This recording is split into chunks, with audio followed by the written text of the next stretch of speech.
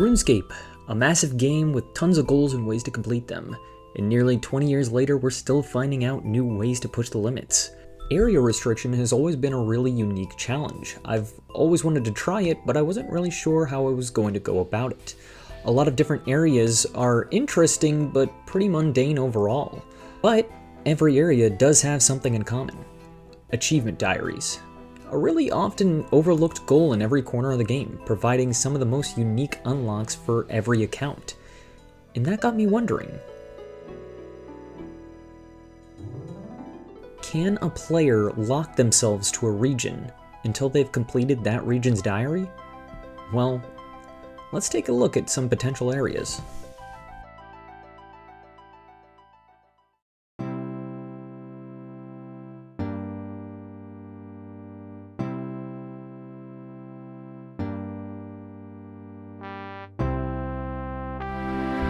Lumbridge would be the ideal starting area. It has a ton of low-level content and ramps up to surprisingly high-level content. Hell, it's even home to the cape that I would be aiming for. However, it's genuinely the worst area for this challenge. In Draenor Village lies the wise old man, and he says to you, hey, you're going for the achievement diaries? Well, how about you go do all of the quests first? In an area-restricted account.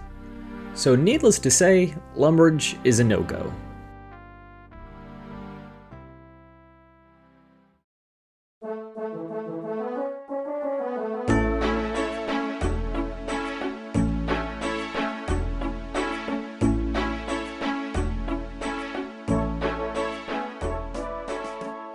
Varrock. I was really close to picking this area. There's a ton of places you can go, such as Barbarian Village, Edgeville, Fossil Island. Hell, you could even do Soul Wars if you wanted to. However, there are a lot of really strange exceptions that I would have to make down the line. For example, I would have to complete Dream Mentor, which is a quest line that really doesn't have anything to do with Varrock. That, on top of having to get 90 herb lore in a region that does not have reasonable access to vials of water, I decided that Varrock just wasn't going to fit for this challenge. So, I'm just going to come out and say it, there are no areas that you can complete this challenge. For example, Krend, you would need several quests on the mainland. Karanja requires 91 rune crafting and 203 lamps before you can even start training it. Ardone requires more luck than God himself. So, that all being said, whatever region I'm going to pick is going to have exceptions. But exceptions will only be made when it is strictly necessary to leave the region to complete a task. I will also have to complete one region at a time. I will not be able to leave that region until I've completed that diary. Lastly, all core gameplay must be completed in the region that I choose. Speaking of which, let me introduce you to the region that I chose, and my new home for quite some time.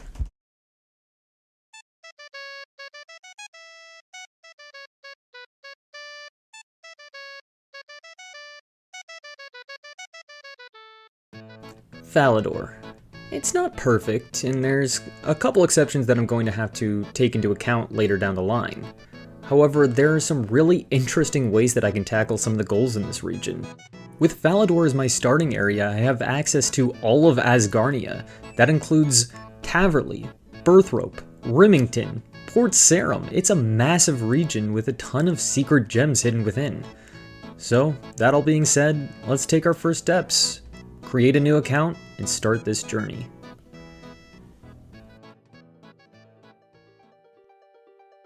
Dear Diary. Today, I started my quest to get the Achievement Diary Cape, one region at a time.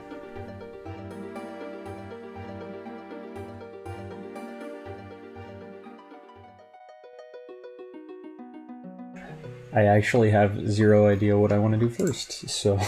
It took all of 9 seconds to figure out that I had zero plan going into this, so I went south of Falador near Port Sarum to get a bunch of really easy tasks out of the way. First of many these random events that I gotta do. Rubies, not too bad, not too bad. I don't know why I dropped those, Jesus Christ. And first achievement on the account. Look at that. Look at that right there. That is the first of many. Whew. I can't buy anything though. I don't have any money. Although, ooh, the rubies just gave me a bunch of money, actually. We can do so much. Let's go ahead and get... Oh, shit. They don't have a knife. Well, they got a bucket. And with a bucket, I can go ahead and get another achievement right here. Dude, at this rate, I'm gonna be done with the achievements next episode, I swear. Real quick.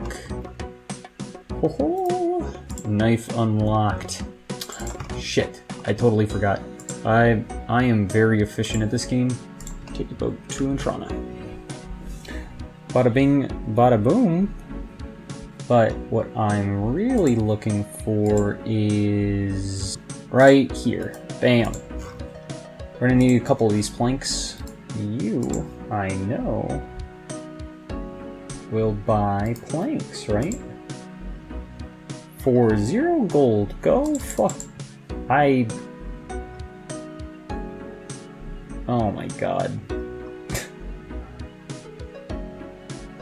I forgot to do that. I actually am going to be able to access all of this as well as Intrana, which I'm getting mugged. Okay, I think all I need to do is talk to this guy. Here's a security book for you. There we go. I will examine this, and I will drop this. Thank you for the book, but thank you even more for the achievement. Look at that. Bam. It was at this point that I actually finally set a goal for myself. I wanted to get Varrock's quest out of the way, then I would work my way up to Witch's House and then Knight's Sword. This way I would be able to make Blurite limbs on Varrock's anvil to make a crossbow to kill a duck in Falador Park, therefore knocking out 2 achievements in one go. Okay, this is gonna take some time. Okay, well, I'll be back. That's 2 mining. Look at that, 3 mining. 4. That's 5 mining. A 6 mining. I did another rock to my collection. 12. 13.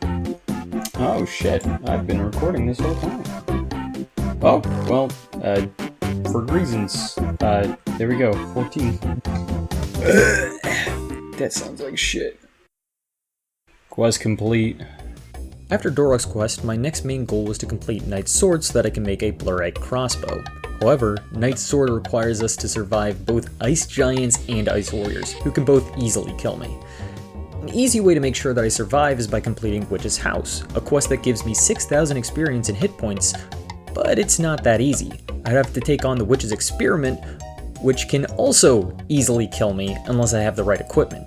Basically, I need money, stats, and arrows. So I started fletching bows for gold and saving up arrow shafts. I could then kill chickens and turn the arrow shafts into headless arrows while also training my melee stats. And with the bonus cash, I would be able to buy a haircut for another easy achievement and be able to buy a house for later use. This is the most important choice of the account, honestly. They all look dead inside, what the hell? Jesus Christ. Let's go with this. I like these colors. Why not? Yeah. And there we go. Easy task complete. And now I get to buy a home. Truly a fantasy game. I didn't expect that. This is like only a couple kills in, and I got a clue scroll. I didn't actually know that chickens drop clue scrolls. Yeah, I've only killed 16, and somehow I've gotten a clue scroll. No, unfortunately, it's in Varrock, so I can't complete this one. Oh shit.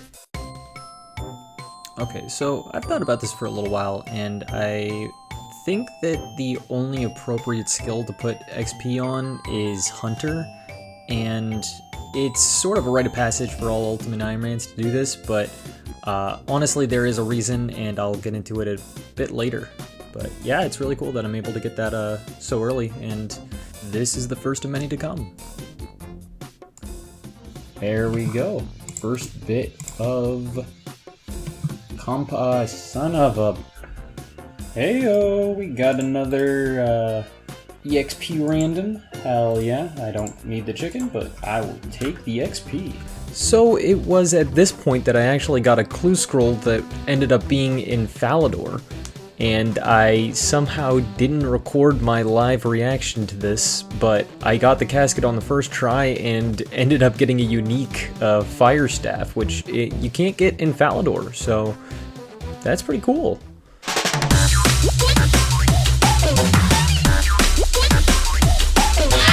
So after getting 20 attack and strength, it was time for range. But first, I needed bronze bars to turn my headless arrows into arrows. The route that I took probably wasn't the fastest, but it got the job done and I got a ton of arrows for range. I think I'm gonna go ahead and just waste all of these bronze arrows because there's no way that I'm gonna be able to kill the witch's experiments with bronze arrows. So I'm just gonna go ahead and see how many range levels I can get off of cows.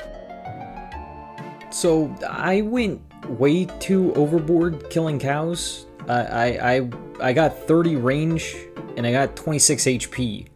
Which is more XP than Witch's House would have given me. So the whole point of Witch's House was to survive Knight's Sword, so I'm just gonna go do Knight's Sword instead. So one of the big challenges of Knight's Sword actually is that I have to make a red berry pie. Red berry pie is normally not too difficult to make. I need the... God, I think I don't need a cooking level. I need 10 cooking, son of a... Scholars are currently studying my brain, trying to figure out what the hell is wrong with me. Let's go ahead and do some calculations, like a fucking nerd.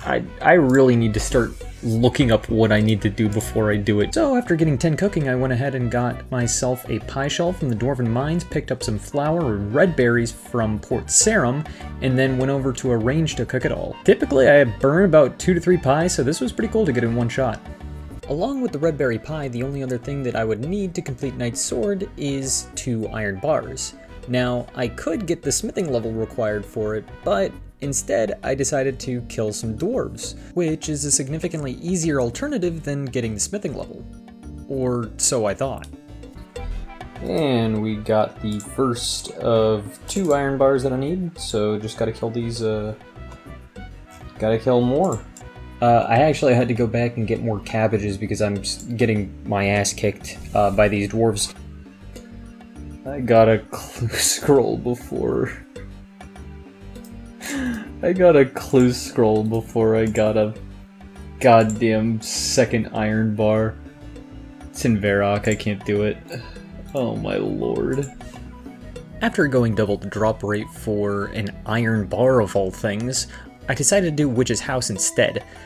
Originally I planned to do Witch's House so that I could survive Knight's Sword, but honestly at this point, I just need the HP to survive killing dwarves for another iron bar. But I think that's where we're gonna go ahead and pick up next time. I got a couple achievements down and we're getting close to finishing the diaries, but we still got some work to do. I'll see you guys next time.